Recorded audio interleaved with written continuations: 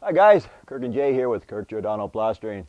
Got another tip of the day for lathing or repairing the lath on a newly installed window. The fella sent me a picture last night. I gave him a price. I said, I'll come fix that for you. And he says, we're ready to go. The fella was concerned about this joint. Now he had a door over it and he says, we're going to put a Z-flashing over it.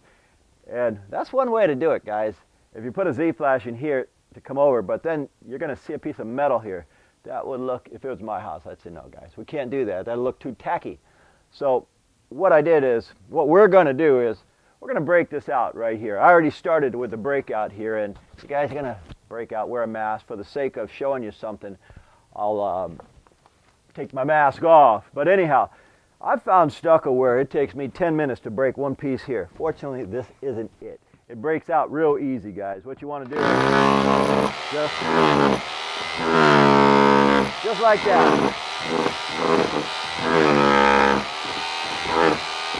Nothing to it.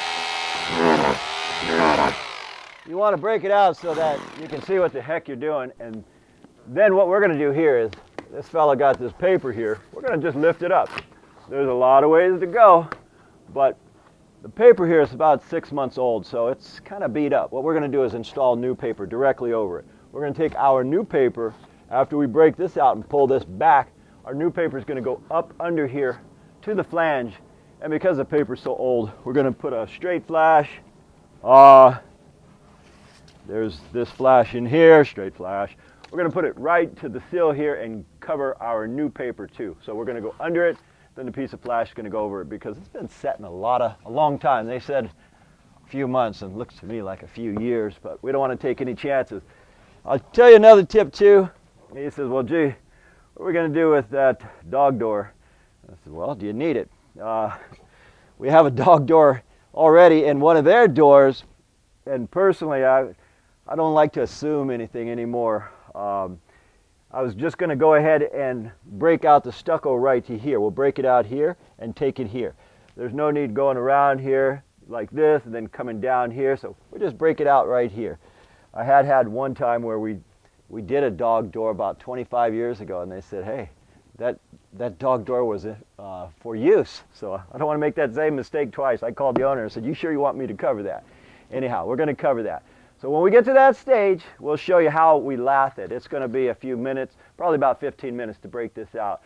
And again, guys, I've had stucco where it takes us, for this little piece, 2 hours to break out. That's some hard stuff. Fortunately, this is pretty soft. Anyway, when we get to that stage, we'll show you what we're talking about. Okay, guys, that unglorious job of breakout is done. I was able to get some clean paper here, and I cut this piece here because I want to take my new paper as far under this as possible. And I was looking at this, we got some clean paper all the way around the sides here. So the idea is to go up underneath here and on top of this. What I'll generally do, guys, is I'll take my knife and I'll put it on top of the paper here, guys, so I get some straight cuts. And just use that as a guide. I'm going to rip off a couple pieces here. Use this as a guide.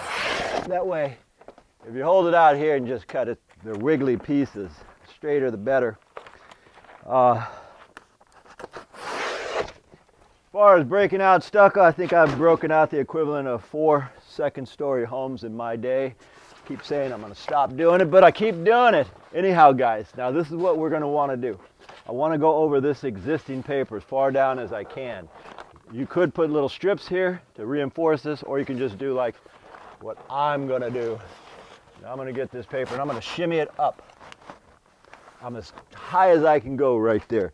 Now, my next piece is going to do this exact same thing, and I'm going to overlap this one about 1.5 feet. A foot is more than necessary, but it doesn't hurt to be safe, guys. You go a little bit more than necessary. It's always good. Okay, now it's touching the sill. Earlier I was talking about this goes down like so. You can put a piece of window flash here. If you put a whole piece of window flash right here, the inspector may not know that you went under here, and I've had that happen. I've had almost everything you could imagine happen, so I'm just doing it there, and because this little joint right here is iffy, this paper is old as the hills, guys. Here's what I'm going to do. I'm going to just put a piece of this straight flash, and all I want to do is cover this flange, and I want to just go right over where I'm not certain of. I'm going to cut it right here, but take it all the way down. I'll show you guys right here too how to get this paper. You kind of look at it and just feel, and all you want to do is, because this paper is in pretty good condition down here, just cut that, and that so-called access door, we cut around it. Jay says, really, Dad, you guys plastered over an access door? Well, when a contractor tells you one thing, you do that.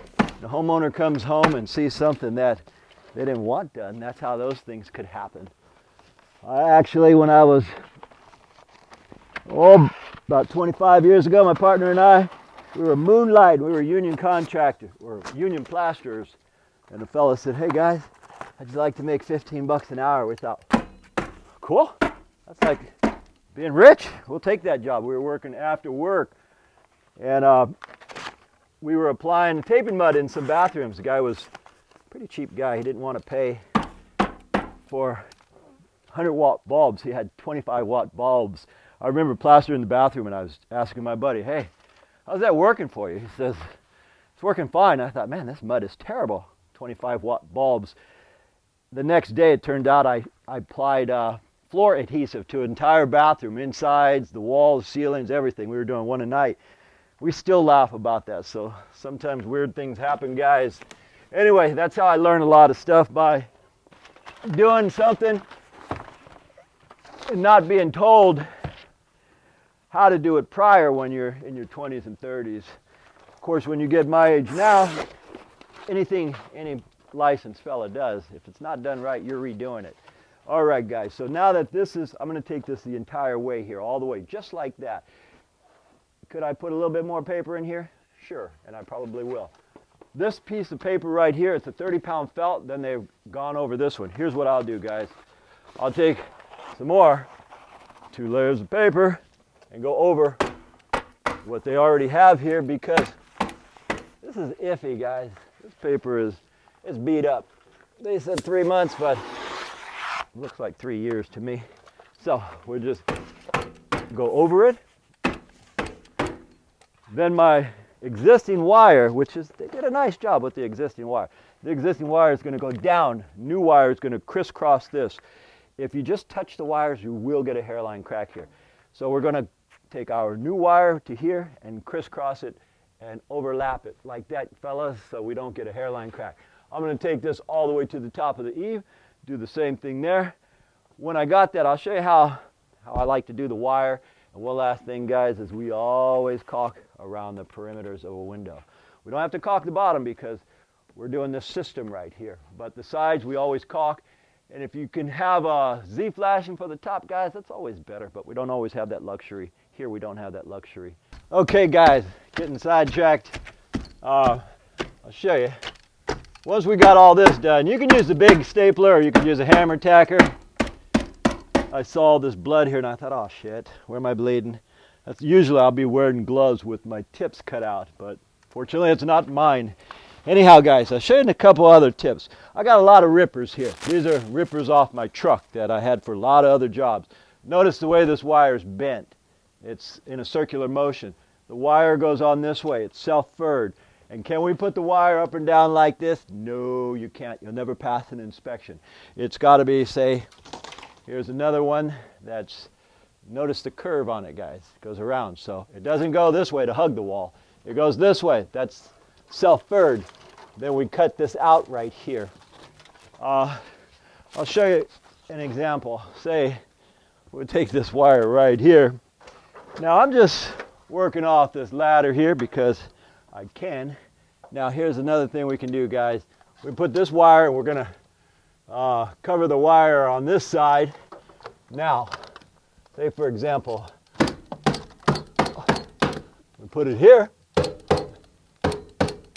Then we're going to cut this piece out. And again, this is curved out here. We take this right here. Jesus! What happened? Oh, delete that. Not wearing gloves, man. There's a lot of spiders here. Anyway. Delete that part out. Anyway. Where was I? man. Okay, guys, I'll show you taking it down right here. Now, let's see you get up here, Jay. Those spiders are ferocious looking. I'll stay back here, thanks. Okay. You got me spooked. Okay, guys, we're going to take the wire again. Now, this wire, if I put it this way and hug the wall, I'm going to lose my fur. So I don't want to lose my fur, because you lose the fur. And what is fur?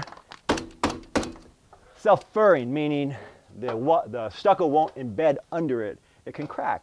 So now that we got this done here, this is what I'll generally do. I'll use my hammer tacker to put it up. Then I'll just come around and trim it out. Bugs. Okay. So one last thing, guys, and then I'll show you how the easy way of stapling it off. And what we took off earlier, it had furring nails. And you folks might have noticed there's furring nails all over this. Well, you can do that. I mean, a lot of people say, gee, how come you don't use furring nails? Well, the wire's self-furred. But you folks at home, if you say, man, I'm going to do that, and you don't want to spend $500 for a setup, meaning $400 for a gun, $300 for a compressor, $100 for hoses, you can use furring nails, or you can just use regular nails. The wire is self-furred.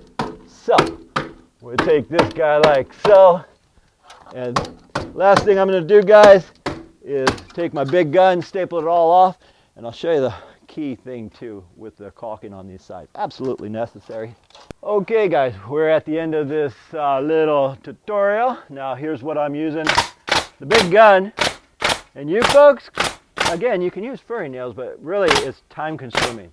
What I'll do is just staple it off around here, pop some staples. Noisy little beast. Over here, last thing, and you can't pass an inspection, guys, if you don't have this done. What I'll normally do is use a quality caulking, and I will start from the top and just put a fat bead of caulking here, guys.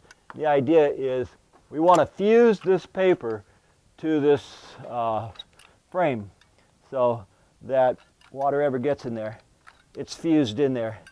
I'm kind of partial to this particular caulking because it works real well, guys. It fuses it, will not separate, water won't get in there, and that's the way to do it. Anyway, guys, my name is Kirk. I'm with Kirk Giordano Plastering. We thank you folks for watching. Hope you learned something on a newly installed window. And as usual, Jason and I will see you guys on the next one.